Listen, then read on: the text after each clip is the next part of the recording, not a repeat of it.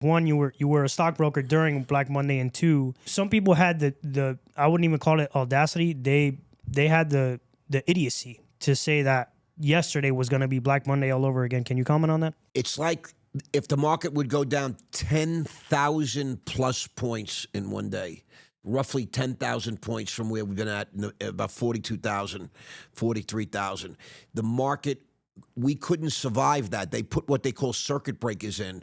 So if we go down 10%, the market shuts down for a certain amount of time. A 12% or 50%, they close it for the day. It will never happen again, a run like that, down 22% unabated. There was nothing but selling, selling, selling. There was zero buying. But here was the thing that was really crazy. There was very little electronic trading in 1987, almost none. It was all done. The New York Stock Exchange was an auction exchange. NASDAQ wasn't even created yet. Over the counter was a lot of electronic trading, but very rudimentary. We couldn't trade volume, et cetera, like that. And back then, orders had to be called in, believe it or not. And what happened was there was just selling all morning. By lunchtime, they just stopped answering the phones, literally.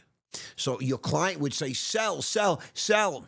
I was in a Prudential Base office at 2 Penn Plaza, and guys would be frantically trying to sell. And the clients would be like, I said sell, sell. And you know what?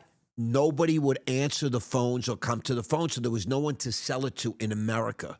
And people sued over this, and there were arbitrations that went on for 5, close to 7 years after 1987. I know, because I was involved in a few of them. And it was a horrific scene, a crazy time. And because of that tragedy, that disaster, all kinds of new things have evolved to prevent that from ever happening again and damaging people and damaging investors like me and brokers and guys like me from having to suffer that sort of pain. It was unimaginable. The sell-off the last few days on Wall Street that were precipitated by Donald Trump, the selling was so orderly.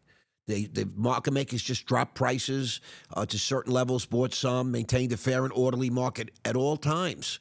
There's been really no panic, nothing but uncertainty, great fear and uncertainty. But the systems on the exchange work beautifully.